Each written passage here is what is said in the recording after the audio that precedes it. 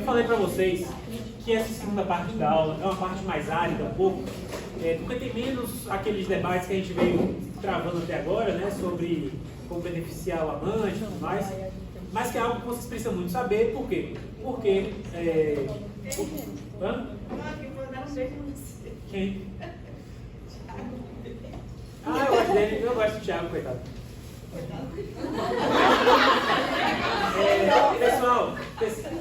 Pessoal,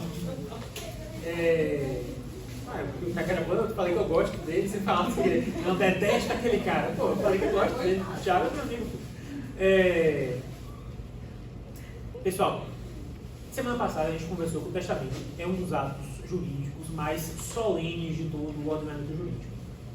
O testamento é muito cercado por formalidades. São muitas as formalidades testamentárias, a ponto de parte da doutrina dizer que a solenidade testamentária não é só um elemento de prova do testamento, é um elemento da essência do testamento.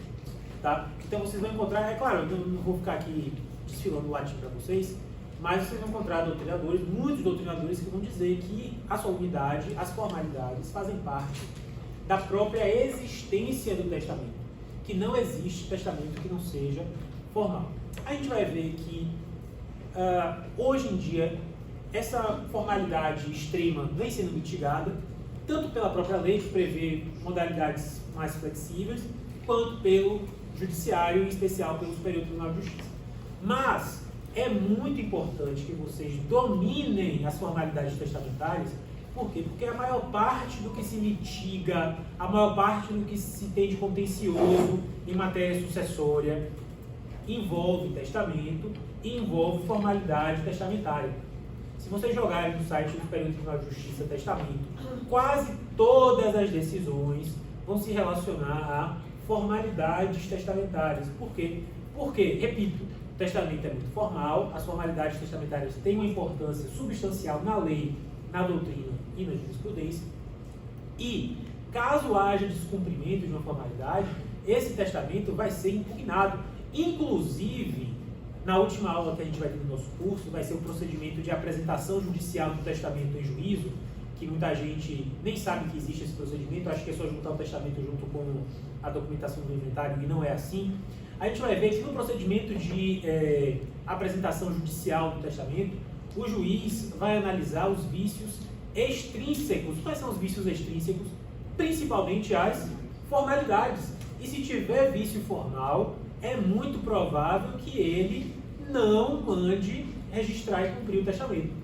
E aí você vai ter que apelar, você vai ter que chegar no STJ dizendo que o vício não é tão grave assim, e nesse meio tempo o inventário está lá parado, o processo está passando anos, você discutindo formalidade testamentária, e aí a partilha não é feita, você não recebe seus honorários, todo mundo fica triste. Né? Então, é muito importante tomar cuidado com essa questão das formalidades para evitar dores de cabeça desnecessárias. Tudo bem? Então, nós temos um binômio em relação ao formalismo testamentário, né, as formalidades testamentárias, nós temos um binômio, que é o binômio formas e formalidades. Existem algumas formas de testamento, a gente vai conversar sobre elas, né, o testamento público, o testamento cerrado, o testamento particular, o que você fez em particular, né? Os testamentos especiais, e para cada uma dessas formas de testamento, a lei prevê diversas formalidades específicas, diferentes umas das outras, e eu posso escolher a forma testamentária que eu vou testar, mas a partir do momento em que eu escolho a forma que eu testo, eu tenho que seguir rigorosamente todas as formalidades que a lei prevê para essa forma que eu escolhi. Tudo bem? Se eu testo por uma forma que não está prevista em lei, isso não é testamento. Juridicamente falando, isso não existe como testamento. Tá? Então, se eu pegar aqui, ele está gravando, se eu pegar aqui e falar, eu quero que todo o meu patrimônio disponível quando eu morrer fique para a Universidade Federal do Oeste da Bahia, ou eu quero que todo o meu patrimônio fique para as obras sociais em Irmanduz. Estou falando aqui no vídeo, no direito brasileiro, não existe testamento audiovisual. Tudo bem? Isso, juridicamente falando, não é um testamento. Se alguém chegar com esse vídeo em juízo e dizer assim, essa aqui é a declaração de última vontade de Rafael, o juiz vai dizer, isso juridicamente não é um testamento. Por quê? Porque não seguiu uma das formas previstas em lei. Tudo bem? Agora, eu optando por uma das formas previstas em lei, eu tenho que seguir as formalidades previstas para ela, porque se eu descumpro uma dessas solenidades, uma ou alguma dessas solenidades, o que a lei prevê é a nulidade, não a nulidade de uma cláusula, mas a nulidade de todo o testamento. E aí a gente vai ver, ao final dessa discussão, que o Superior Tribunal de Justiça vem adotando uma postura bem flexível sobre isso, né? Eu também tenho um artigo publicado sobre essa questão das formalidades testamentárias, mas, apesar dessa flexibilidade do STJ, eu sugiro para vocês que não contem com isso, por dois motivos. Primeiro, porque demora até chegar lá, se chegar, né? Ainda mais depois da PEC da relevância. Se vocês não sabem, foi editado no ano passado uma emenda constitucional que aumentou ainda mais a dificuldade para que um recurso seja julgado pelo Superior Tribunal de Justiça, né? Dizendo que o STJ só vai julgar casos que sejam relevantes, né? Vamos torcer para o nosso inventário ser relevante. Até pelo valor da causa, talvez seja, porque tem, pela previsão do valor da causa até talvez seja, mas é mais um filtro de chegar ao STJ, né? E quando chega ao STJ, depende muito da turma que vai cair e do ministro que vai relatar. A gente vai conversar sobre isso, que o STJ merece aplauso por flexibilizar esse rigor, merece, mas é meio assim, vai depender meio da sua sorte, porque tem decisão que diz, o testador não assinou a cédula do testamento cerrado, mas assinou o auto de aprovação, então esse vício não é grave o suficiente, vamos reconhecer. A cédula não está assinada, mas está reconhecido como testamento. Aí, por outro lado, porque o testador colocou o polegar dele e a equipe médica assinou dizendo que ele estava são, mas só o polegar não é suficiente para atestar que ele cumpriu as formalidades, polegar não é assinatura, portanto esse testamento é inválido, esse vício é grave demais e não pode ser reconhecido. Então, para vocês verem que vai depender muito, se não for algo já com precedente bem estabelecido pela STJ, vai depender muito da sorte de vocês, de qual seja o relator e a turma que vai cair. Então é por isso que quanto mais a gente se esforçar para seguir as formalidades, melhor, porque evita toda essa discussão desnecessária. Tudo bem? Beleza? De toda forma, a gente tem, entre as formas testamentárias, a gente tem as formas ordinárias, aquelas que estão disponíveis para todos nós a qualquer tempo e que podemos livremente escolher uma delas. E temos situações de circunstâncias específicas em que a pessoa se encontra nessa circunstância específica, quer fazer testamento, não tem como optar por uma das formas ordinárias, e aí a lei permite que nessas situações específicas, que situações específicas são essas? O sujeito está no navio brasileiro, o sujeito está numa aeronave brasileira, ou o sujeito está na guerra. E aí, nessas circunstâncias específicas, porque você muito provavelmente não vai encontrar um tabelião dentro do avião, né? O direito permite, o Código Civil permite que você faça o seu testamento nessas circunstâncias.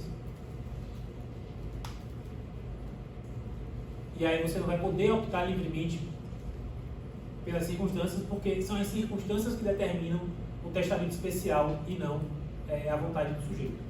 Então, se o sujeito está a bordo de uma embarcação brasileira, ele pode testar pelo testamento marítimo. Se ele está a bordo de uma aeronave brasileira, ele pode testar pelo testamento aeronáutico. E se ele está em guerra, praça sitiada, que graças a Deus o Brasil, dessa a gente está livre, né, John Lino? Você era o primeiro aí, né? Coitadinho. Coitado. Mas graças a Deus a gente não está envolvido em guerra, mas caso estivermos, a gente vai ver que não é necessariamente guerra, mas a gente pode optar, né, se assim for o caso, pelo testamento militar. Então, antes da gente começar a falar sobre isso, algo que a gente já tinha conversado semana passada, mas para relembrar vocês, porque o Código Civil trata dessa matéria aqui, Brasil só admite testamento unilateral. O que é que significa testamento? A gente vai conversar, é um testamento que você apresenta ele fechado, ninguém precisa saber do conteúdo, e o tabelião vai e lacra. Mas a gente vai conversar melhor sobre isso. Tudo bem?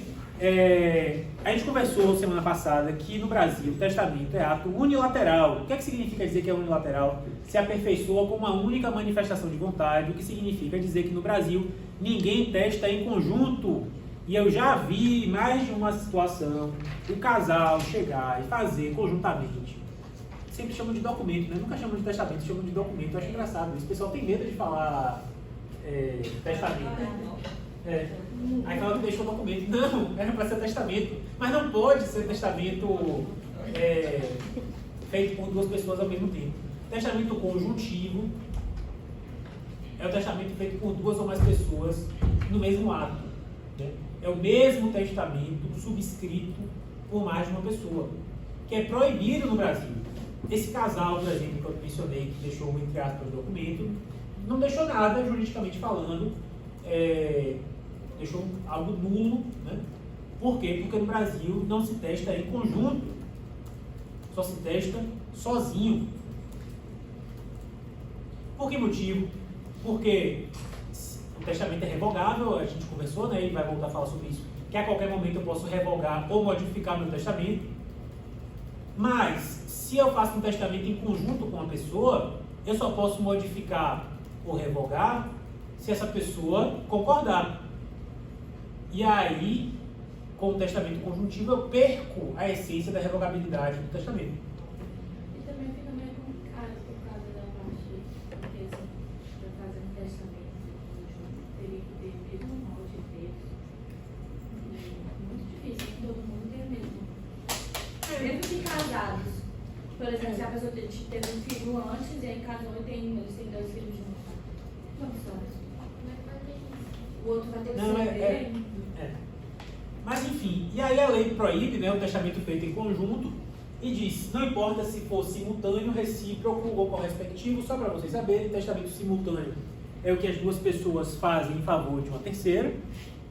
Né? Então aquele casal, por exemplo, que estava beneficiando o filho, estava fazendo um testamento conjuntivo simultâneo, eles não estavam se beneficiando entre si, estavam conjuntamente querendo deixar um benefício testamentário para um terceiro. No recíproco, um se nomeia herdeiro do outro, ou seja, quem morrer primeiro deixa os bens para o que sobreviver. Quando é que inicia aí, professor? Ok. Isso daqui nunca, porque é proibido. Não, mas aonde é liberado quando os dois morrem? Como assim? Tem algum lugar que é liberado? Tem? Algumas jurisdições, mas no Brasil não. Quando é que se inicia quando os dois morrem? Quando uma pessoa morre, o testamento vai produzir efeitos em favor da outra. Entendeu? O recíproco é simultâneo. Naquilo que competia ao patrimônio dela. Porque eu só posso fazer disposição do meu próprio patrimônio, eu não posso dispor do patrimônio de outra pessoa. A única pessoa com poder de disposição é o proprietário. Entendeu? O poder de dispor integra o poder os poderes do proprietário. Eu não posso dispor de algo que não é meu. A disposição é non domino se eu fizer isso. Tudo bem? Vamos fazer simultâneo significa no mesmo testamento, mas não no mesmo momento. Porque eu posso duas pessoas irem no cartório e testar em diversos. Perfeito. Essa proibição era o que a gente vai falar na sequência. Era o que a gente vai falar na sequência. Não, era o que a gente vai falar na sequência. Mas só falando isso, nada impede que, por exemplo, aquele casal que eu estava mencionando chegue lá no tabelionato da Marta, fala assim, Marta, minha tabelinha preferida, nós queremos deixar nosso patrimônio todo para Laís, que é nossa vizinha, muito amiga nossa, que cuidou da gente na velhice. Podemos fazer? Podem. Ah, é no mesmo testamento? Não. Cada um faz o próprio. Nada impede que no mesmo momento, na mesma hora, eles façam isso, desde que não seja no mesmo ato. Também nada impede, por exemplo, o testamento recíproco, quem morrer primeiro é herdeiro do outro. Nada impede que eu chegue no cartório junto com você e fale assim, deixa o meu patrimônio todo para Renato. Aí você chega no mesmo dia, no mesmo momento, lá comigo do meu lado, deixa o meu patrimônio todo para Rafael. O que é que isso significa? Significa que quem morrer primeiro vai deixar o patrimônio para o outro. Isso é possível se forem testamentos separados? Sim. A uma reciprocidade, mas não é recíproca.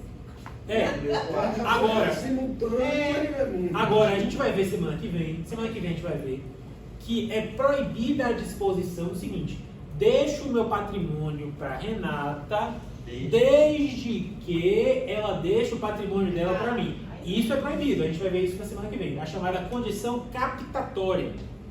A gente vai ver que isso é proibido. Mas nada impede que eu chegue com você, cada um de nós faça o próprio testamento nomeando outra pessoa. O que não pode é que o ato seja um só. Cada um tem que fazer o próprio testamento, porque o testamento é sempre unilateral. Tudo bem?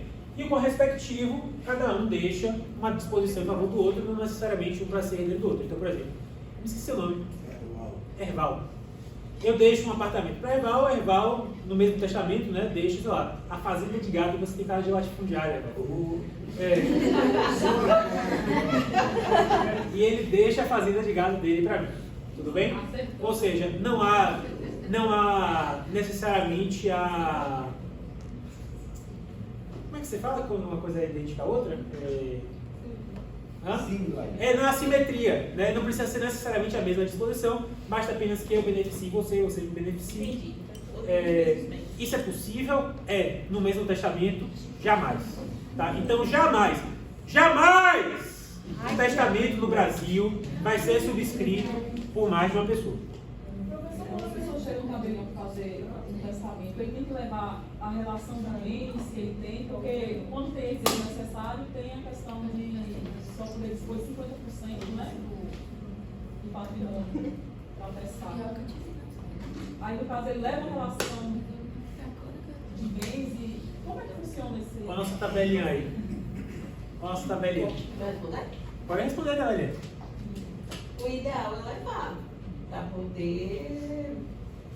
O ideal é levar todos os imóveis e o que tem de dinheiro, o que possa ser que venha, é uma manifestação de vontade, você vai colocar o que quiser. Então, se você tiver 10 imóveis e você quiser colocar só 5, aqueles 5 serão destinados da forma que quiser, e os outros 5 não. 5 não, então depende. E tipo, você é obrigada a respeitar os 50% dos herdeiros necessários. Porém, nada impede que no seu testamento você desrespeite.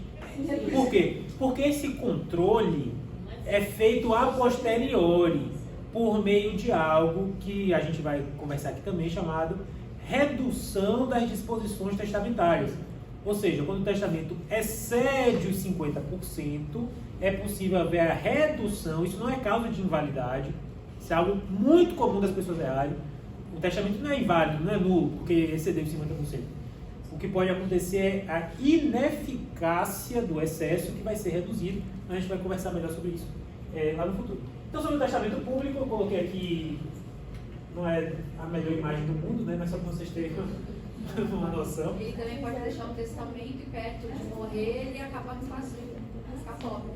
Perfeito. Depois que... Contrair dívidas, acontece a pessoa contrair dívidas. Por quê? Porque você só vai partilhar o que sobrar depois de pagas as dívidas. Pode ser, pode ser que depois de pagas as dívidas, aquele conteúdo que no momento do testamento respeitava 50%, e depois que pagou as dívidas já não respeita mais e, portanto, vai precisar ser reduzido. Tudo bem? Sobre o testamento público, o Código Civil, no artigo 564, ele fala assim: ele é lavrado pelo tabelião ou seu substituto. Você chega no cartório. Qual é o cartório que eu faço o testamento? Tabelionato de notas. Notas. Eu chego no tabelionato de notas, procuro o tabelião e falo assim: quero fazer o meu testamento. Tudo bem? O Código Civil fala que testamento público pode ser lavrado pelo tabelião ou por seu substituto. Qual é o problema? O problema é que a gente tem a Lei 8935 de 94. Quem sabe que lei é essa? Lei dos notários e registradores, que traz no artigo 7, no inciso 2, dizendo que compete exclusivamente ao tabelião lavrar testamento. E o artigo 20, parágrafo 4º, que diz que o substituto do tabelião não pode lavrar testamento.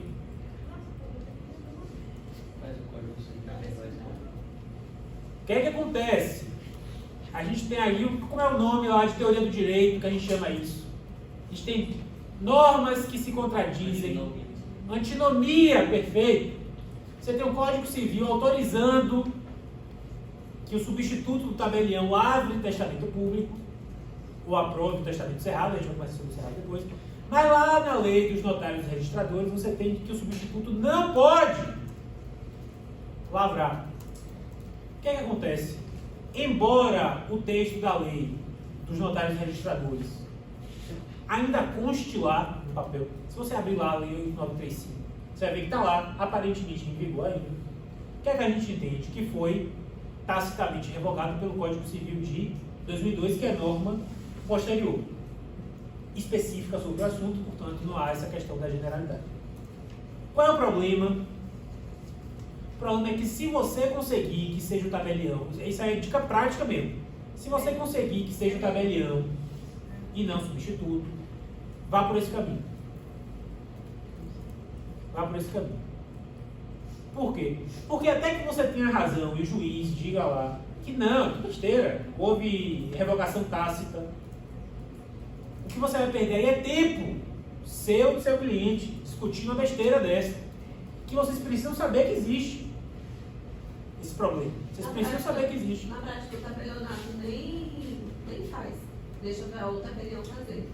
O da... Como é o nome dela? Maria. Maria. Não, mas a maioria. Né? Para não ter esse tipo de Eu mesmo tive que demanda. esperar em um ano em que eu levei para outra cidade. Tive que esperar chegar. O tabelião? Pois é. Porque até o Código de Normas da Corregedoria autoriza o substituto a lavrar o testamento. Mas se você tem um texto de lei que está dizendo o contrário, ainda que a gente consegue, por teoria básica do direito, a gente consegue dizer houve revogação tácita. Mas para que você vai querer submeter você próprio e seu cliente a uma possível discussão de alguém que no mínimo quer tumultuar o processo? Não vá. Se você conseguir que seja o tabelião lavrar, que seja o tabelião, evite isso, evite dor de cabeça. Tudo bem? Aí pode ser nulo isso. Não. Nesse caso aqui, seria uma possibilidade de nulidade. Seria uma alegação de nulidade por defeito formal, por incompetência da autoridade que lavrou o testamento, porque a lei, em tese, né, diz lá que compete exclusivamente ao tabelião e o substituto não pode lavrar. Repito, o Código Civil de 2002 revogou tacitamente, mas você vai querer discutir isso em juízo? Vai perder tempo com isso? Quanto mais você discutir em juízo, menos são seus, até não necessariamente menos, mas mais demorados vão ser os seus honorários, né? Que é a melhor parte da vida. Concorda comigo? Com certeza. Tudo bem? E também, caso vocês conheçam alguém que lhes procure, porque está nos Estados Unidos, está no Canadá, está no México, está em Cuba, está, sei lá, no Japão, no Camboja, na África do Sul, e queira fazer um testamento, vai conseguir encontrar um tabelião lá? Embaixada. Não, mas pode ir na embaixada ou no consulado. Por quê? Porque a lei de introdução às normas do direito brasileiro dá à autoridade consular brasileira o poder de lavrar escrituras públicas, entre elas a escritura pública de testamento, né? O testamento público. Tudo bem? Então eu posso fazer um testamento público no consulado. E aí, formalidades, né? O testador, ele chega e declara de forma oral a vontade dele para o tabelião, e o tabelião vai lavrar a escritura pública do testamento com base nas declarações feitas pelo testador. Tudo bem? Alguma coisa impede que o testador chegue lá com a minuta pronta do testamento? Nada impede, né? Inclusive é aconselhável, e é o trabalho de vocês. Vocês vão redigir esse testamento. Por quê? Porque muito provavelmente o cliente de vocês não vai ter a linguagem técnica para colocar no papel aquilo que ele efetivamente quer que seja produzido de efeitos. Não vai ter a linguagem técnica. Então vocês vão redigir a minuta e o cliente de vocês vai lá chegar com a minutinha muito bem redigida, né? Com base no modelo do cartório de mão. Mas a gente tem uma margem de criatividade. A gente, por exemplo, semana passada a gente conversou sobre várias coisas que a gente pode fazer para assegurar o quê? Que as disposições existenciais sejam respeitadas, né? Agora, Testamento público necessariamente vai estar em português. Por que vai estar em português? Porque a lei não tem assim esteja. A lei manda que documentos públicos estejam em vernáculo, seja em português. Tabelião, depois que lavra a escritura, vai ler em voz alta. Por que o tabelião tem que ler a escritura em voz alta para o testador? Para ele poder ver se não tem nenhum. Para assegurar que aquilo que consta no testamento corresponde àquilo que o testador manifestou. Se o testador for surdo, hoje em dia, o código fala de surdo, né? Mas hoje em dia ainda se fala surdo, pergunta séria, eu realmente não sei. É? Antes falava surdo mudo, mas agora é só surdo. Pessoa com deficiência auditiva. Eu acho que é É porque a Eu realmente não sei. É porque às vezes a pessoa pode ter um grau de deficiência e não chegar a ser surda. Então, pessoa com deficiência auditiva e pessoa surda são diferentes. Mas hoje o pessoa surda pode ser usado normalmente. Talvez seja sobre o termo surdo mudo, né? O surdo mudo que não. E o código fala é surdo mudo. Pois acho que é isso.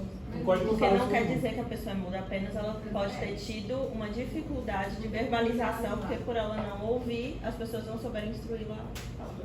Para o surdo, então, agora que eu posso falar sem. Sem ser cancelado. Para o surdo, não adianta nada o tabelião ler em voz alta a escritura pública. Por quê? É por isso que a lei fala o quê? Que ele mesmo vai ler a escritura redigida pelo tabelião, ou vai pedir que alguém faça essa leitura na frente das testemunhas. Tudo bem? Se o testador for cego também pode falar? Eu realmente não sei, eu estou perguntando cego. Vocês são meus assessores e assessoras. Aí Ele eu for só cego? Se ele for somente cego, Não sei. Eu quero o código mesmo. Usando a linguagem da letra fria que lei. Eu fazendo uma redação Enem. Se o testador for cego, não basta uma leitura, tem que ser 2 leituras, tá? Para assegurar o máximo possível que de fato que na escritura conste aquilo que ele declarou que seria a última vontade dele.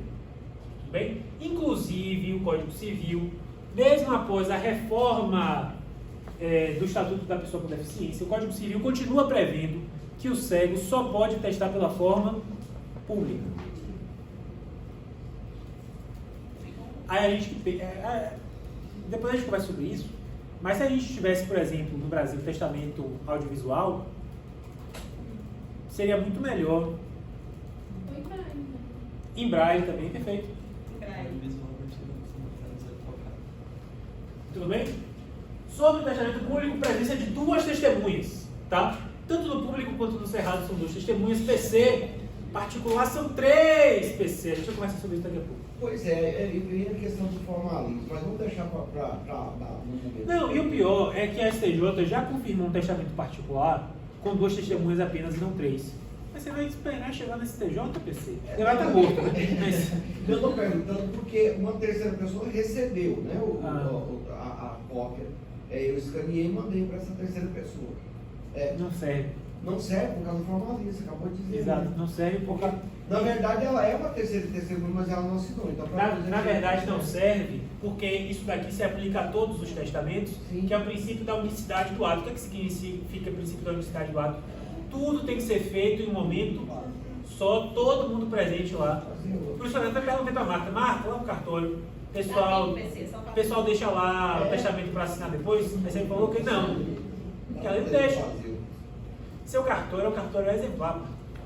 É porque a Mariene, ela tem medo de fazer regularidade. Tem muita gente aqui que não tem. Aqui eu falo na Bahia e ela quer fazer direitinho. É um cartório exemplar. E às vezes ela até pega pelo excesso, mas... Mas é isso aí. Pessoal, uma coisa séria aqui. Eu falei para vocês que a gente ia precisar parar para falar um pouquinho sobre testemunho e testamento. Por quê? Porque o Código Civil não traz uma regulamentação específica sobre quem é que pode ou não pode ser testemunha do testamento. A única coisa que o Código fala, que a gente já conversou hoje, é se você é testemunha, você não pode receber naquele testamento. Lembram disso? O que acontece? A regulamentação de testemunha no Código Civil está no artigo 228, lá na parte geral, que foi reformado pelo Estatuto da Pessoa com Deficiência. antigamente, na época que eu peguei direito civil na faculdade, a pessoa com deficiência não podia ser testemunha, por exemplo. Hoje em dia pode. Mas, esse artigo 228 diz: podem ser testemunhas maiores de 16 anos. Melhor, não podem ser testemunhas os menores de 16 anos. Tranquilo? Só que aí, o problema está no outro inciso, que diz assim: não podem ser testemunhas amigo íntimo, parente ou inimigo capital. Não, acho que não falo capital não, mas dá tanta qualificação quanto... É declarado, eu acho. Declarado? E o código ainda fala assim, da parte, né? Aqui a gente não está falando de parte, porque não é processo. É uma falha do código nesse sentido. Porque a gente está falando de testemunha de ato material, não de ato processual. Mas, de qualquer forma, o código fala assim, não pode ser testemunha, amigo íntimo, inimigo declarado ou parente, familiar da parte. E aí isso não significa que o testador não pode colocar o filho dele ou o cônjuge dele ou um amigo íntimo dele para ser testemunha, até mesmo porque não faria sentido nenhum proibir que um amigo do testador fosse testemunha do testamento dele. Concorda comigo? O que não pode, e aí vocês precisam prestar atenção nisso, repito, vocês não estão trabalhando com isso, que não pode é colocar um amigo íntimo ou parente da pessoa beneficiada no testamento. Por quê? Porque se colocar, vai ser impugnado. Eu quero beneficiar a Laís no meu testamento. Aí eu coloco a irmã dela para ser minha testemunha. Vão impugnar a validade desse testamento. Por quê? Artigo 228, inciso 3, se eu não me engano, proíbe, ou inciso 4. Proíbe que seja testemunha amigo íntimo da parte, familiar da parte, inimigo declarado da parte. Não faz sentido eu colocar o inimigo da Laís para ser minha testemunha. Né? Qual é o amigo comum dos dois? Não coloque. Não coloque. Por quê? Porque vai ser impugnado. Porque tem lá expresso na lei, artigo 228, inciso 4. Alguém tem o Código Civil aí? Código Civil, alguém? Alguém o Código Civil? Você tem? Artigo 228, inciso 4. Interessado no litígio. Lê o caput, lê o caput. Não podem ser admitidos como testemunhas. Inciso 4. Inciso 4, você tá? Acho que é o cônjuges, os ascendentes, os descendentes e os colaterais, até o terceiro grau. Mas eu acho que o que você está falando, perdão, amigo, gente.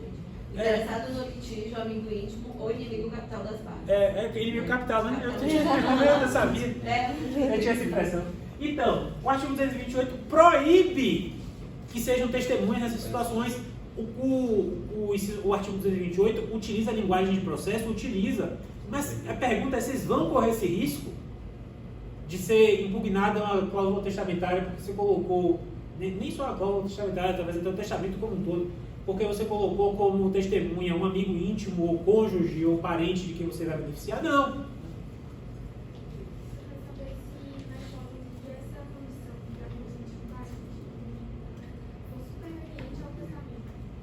Não importa, nesse caso. Mas quem for impugnado tem que fazer prova de que na época do testamento, Sim. então, vício formal, na época do testamento, essa invalidade já existe. Então, se for permitido... Exatamente, porque invalidade é vício genético. O que é que isso significa? Invalidade é vício na origem, no momento em que o ato é praticado. Se as circunstâncias mudaram e Laís, minha beneficiada no testamento, se casou com aquele sujeito que foi testemunha do testamento, já foi. Por quê? Porque o que importa era que no momento do testamento não havia esse impedimento previsto no artigo 228. Tudo bem? Então, tome cuidado com isso. Todo mundo tem que assinar ao mesmo tempo. Não é todo mundo ao mesmo tempo, um batendo no outro para... Mas um na sequência do outro. Não pode, por exemplo, eu fico sempre perguntando para Marcos, mas é porque lá em Salvador já vi um cartório fazendo isso. Deixava lá o testamento e aí a testemunha aparecia para assinar depois. Não pode! Não pode! Todo mundo tem que estar presente no mesmo ato. Por isso que se chama princípio da unidade do ato testamentário, o princípio da unicidade. Por quê? Porque tudo feito... Na primeira aula a gente discutiu sobre isso. Por quê? Por quê? Mas Eu não não sei é. se Marta tá lá no cartório, porque eu vou lá, não vejo mais. Não. Saiu, ela cansou dessa vida de tabelinha. Ah, Tava ganhando muito pouco como advogado. É. Tabelião quase não ganha dinheiro, né, mano? De dar dó. Tudo bem? E aí, pessoal, agora a pergunta séria. Vocês trabalham ou querem trabalhar na área? Aí a pergunta é: por que eu preciso conhecer as formas testamentárias? Porque cada uma delas tem vantagens e desvantagens. E vocês precisam apresentar essas vantagens e desvantagens ao cliente para ele saber o que é melhor para ele, né? Se o seu cliente prioriza que seja cumprido o testamento dele, muito provavelmente você vai recomendar para ele o testamento público. Por quê? Porque fica lá registrado.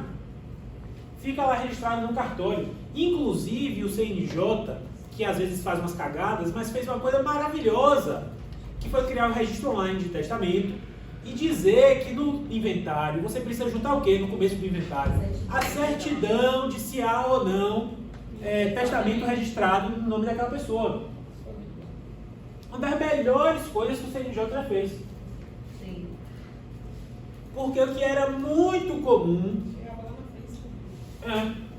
Não, e o fato, por exemplo, hoje eu resido em Barreiras, eu posso fazer um testamento aqui e daqui 5 anos mudar para o Paraná.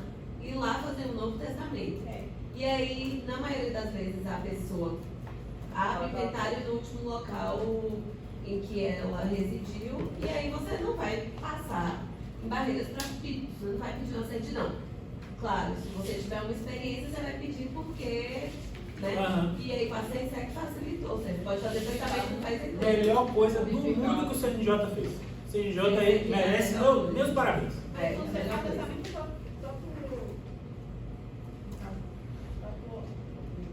ele já vai colocar lá, automático.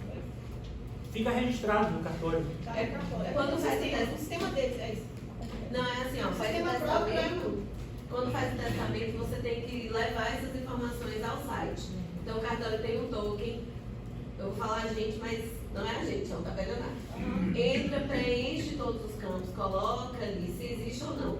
Porque a certidão não te dá o direito de saber qual é o teu. só que existe. Você vai dizer que existe testamento na cidade X, Mas isso aí é feito no momento.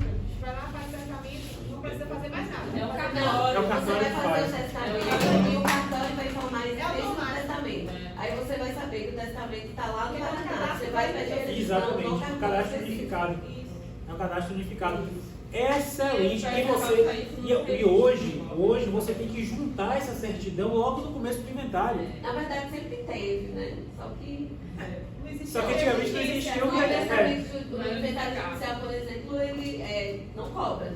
Não. A não ser que o O advogado no judicial É. não cobra, que a lei diz que tem que ter, mas na prática não se apresenta. Mas se vai um advogado safo, vai questionar e ele já ganha tempo. É só saber ler o processo. Então, aí você tem uma vantagem significativa, que é o quê? Todo mundo vai saber que você deixou o testamento. Então não tem como esconder o testamento, não tem como herdeiro. Porque herdeiro legítimo, se ele não é o beneficiado pelo testamento, ele odeia o testamento. Porque tudo que é incluído no testamento, e aqui eu vou falar entre aspas, porque tecnicamente não é isso, mas a pessoa sente como se fosse tirando da parte dela. Não é tirando da parte dela, porque aquela parte só é dela depois que a sucessão é aberta, né? Antes do que ela tinha a expectativa de direitos, se o sujeito dispôs da parte disponível, ou da parte toda, se forem herdeiros não necessários, faz parte do direito dele, tudo bem? Mas o herdeiro detesta o testamento porque ele fica sentindo, se ele deixou 100 mil reais para a Rebeca, são 100 mil reais que não foram para mim, né? Uma parte deles pelo menos não foram para mim. Então o herdeiro não pode mais querer ocultar a existência do testamento, justamente em se tratando de testamento público, porque ele fica lá registrado, assim como o auto de aprovação do testamento cerrado também. Tudo bem até aí? Então isso é ótimo. Qual é o problema? O problema é que é um testamento que as pessoas podem saber o conteúdo dele. Com calma. Por que as pessoas podem saber o conteúdo dele? Porque ele é feito oralmente.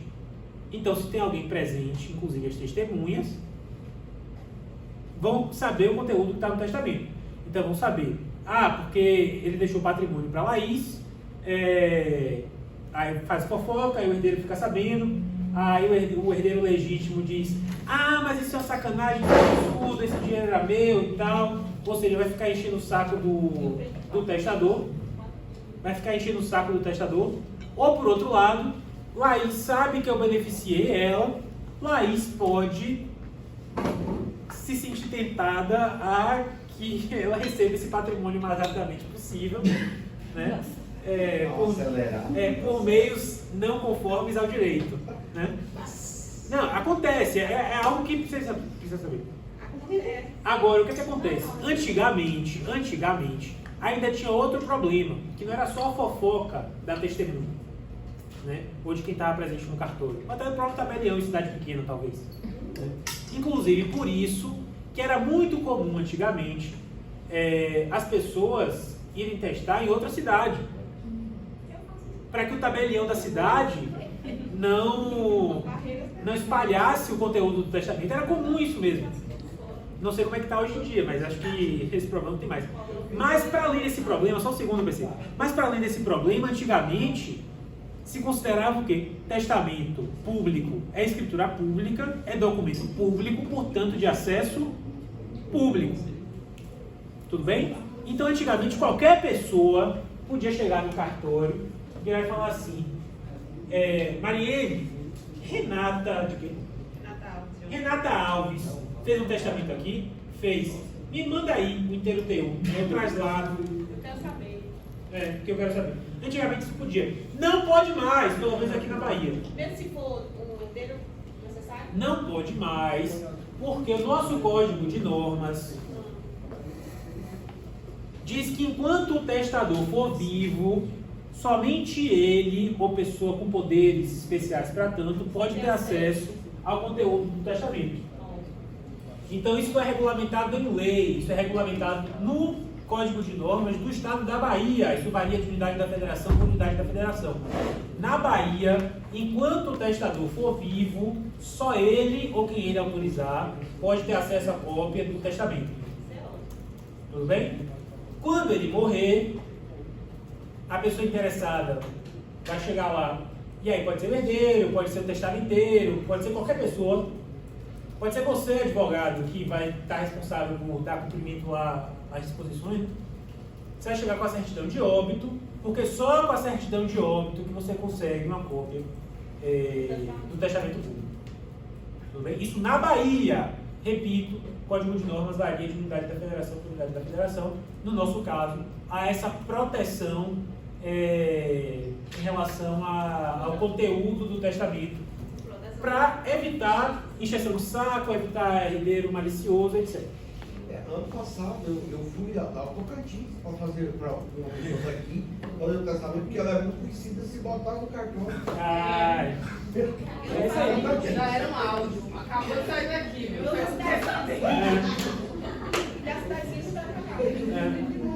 Perfeito. Eu fiz. Eu recebi um. A gente fazer fora, mas tipo, os herdeiros ficaram perguntando: você vai fazer não, você não história.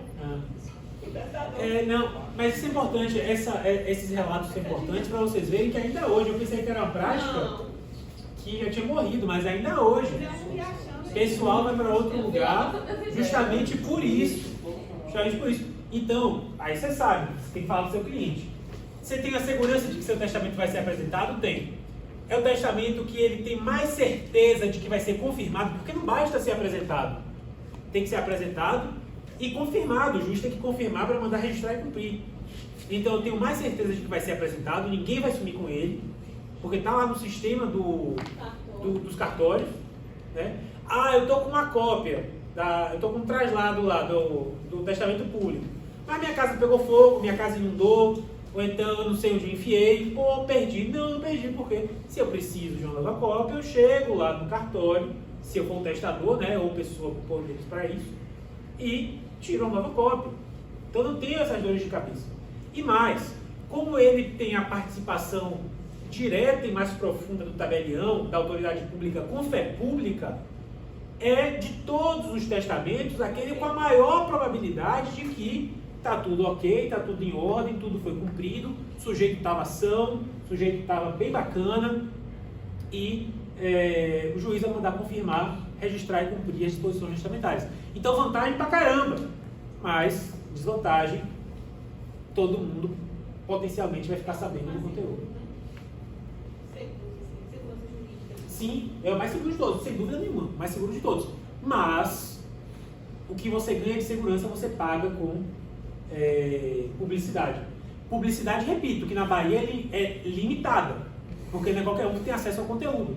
Mas se você fez declaração oral, e tinha gente presente, tinha 2 testemunhas, e tem um tabelião, Segredo só tem de 2 pessoas. 3 pessoas conseguem. PC tem um ditado que diz assim: 3 pessoas conseguem guardar um segredo quando 2 delas estão mortas. É isso. Então, vocês precisam saber disso para dizer, tem vantagens, mas tem. Depois vai ter que for advogado e sabe falar. O advogado contou. Professor, eu acho que eu estava 2 testemunhas, o senhor falou no debate hoje, que eram 3.